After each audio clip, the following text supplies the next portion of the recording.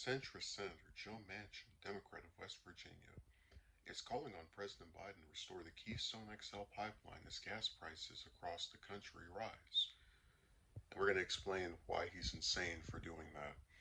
I continue to call on President Biden to responsibly increase energy production here at home and to reverse course to follow the Keystone XL pipeline to be built, which would have provided our country with up to 900,000 barrels of oil per day from Canada, one of our closest allies, Manchin said in a Tuesday statement. To be clear, this is about American energy independence and the fact that hardworking Americans should not depend on foreign actors like OPEC. Plus, for our energy security and instead focus on the real challenges facing our country's future, he added, referring to the group of major oil producing companies. Manchin's call for action came shortly after the Biden administration announced a plan on Tuesday to release 50 million barrels of oil from the nation's strategic petroleum reserve in order to curb rising gas prices, the news outlets reported. In February, Manchin reportedly sided with Republicans who urged Biden to rethink canceling a permit for the pipeline, arguing that pipelines across the country continue to be the safest mode to transport our oil and natural gas resources, and they support thousands of high paying American union jobs. We'll get to that. Manchin also addressed the issue of inflation in the country last week, mentioning his belief that Democrats' Build Back Better Act, which was recently passed by the House and will be taken up in the Senate, would not help lower prices. The cost they see every day, and every day they go to fill up, is $1.25 more a gallon, he said, of rising gas prices at the time. 3.29, 3.39. A gallon of milk is now $4 in many places. It's taken a toll, and I hear it when I go to the grocery store or if I go to the gas station. They say, "Are you as mad as I am?" And I say, "Absolutely," Manchin continued. Biden has expressed his views on ending American dependence on fossil fuel. This is the decade that will determine the answer. This decade, he said during the International Climate Summit earlier this month. The Gazette noted, "The science is clear. We only have a brief window left before us to raise our ambitions and to meet the task that's rapidly narrowing."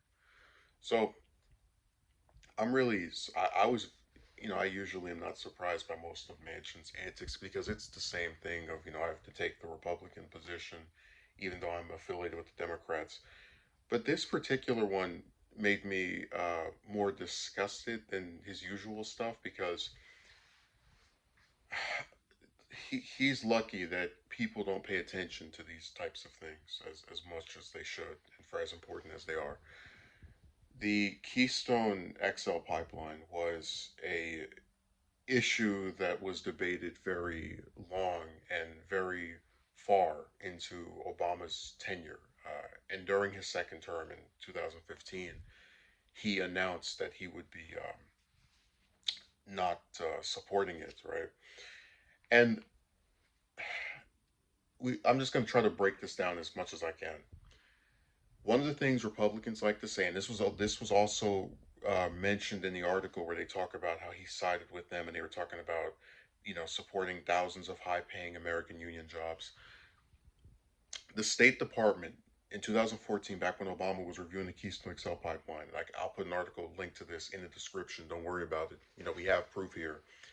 Found that only 35 new jobs would be created if the Keystone XL pipeline was allowed development in the U.S. So that little thing about thousands of high pay horse crap, only 35 new positions for a pipeline that will inevitably cause leaks, that will destroy the environment, and all you're going to get out of that is 35 new jobs, new permanent jobs. You might have some little temporary ones, which are still not what is being promised here. Um,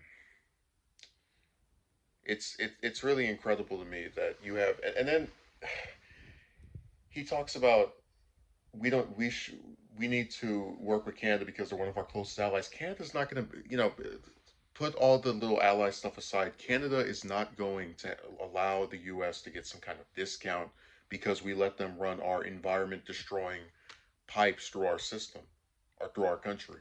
You'll be paying the exact same prices as everywhere else, with the addition of having to pay for whatever cleanup you need to reverse back the damage done by these leaks and destruction of the environment. You know, when you get oil in the water and all across the U.S., you'll be paying for that along with the normal prices that they would assign anywhere else. That's how thankful they are. So the whole thing is just a complete sham. Very few new jobs created.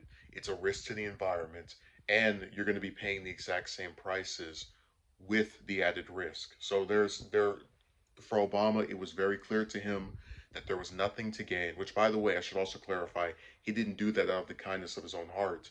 He had environmental activists pushing him over and over every year, pretty much throughout his entire tenure.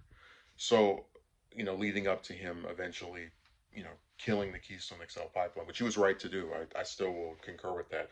But it's very sad to see this thing that should have been dead back in 2015 keep being allowed to be given talk. And it's funny because Obama said it was given overinflated importance.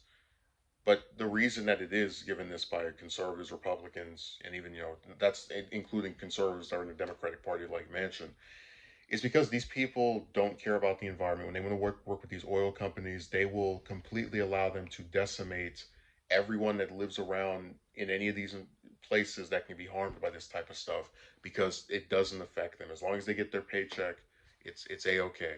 And unfortunately, you're seeing the exact same thing with Manchin, where he tries to couch wanting this in the idea of, oh, we can work with allies and we're going to have all these new union paying jobs, when in reality you're working with a country that's going to make you pay just as much as anywhere else for very few jobs, 35, and with the added guarantee of environmental damage. So it's just sad that people don't pay attention to this stuff, because this is an extremely ridiculous, insane proposal by him that unfortunately will get ignored by most, when it should be more reason to believe that he's not qualified or suited to even be in a position to talk about this stuff.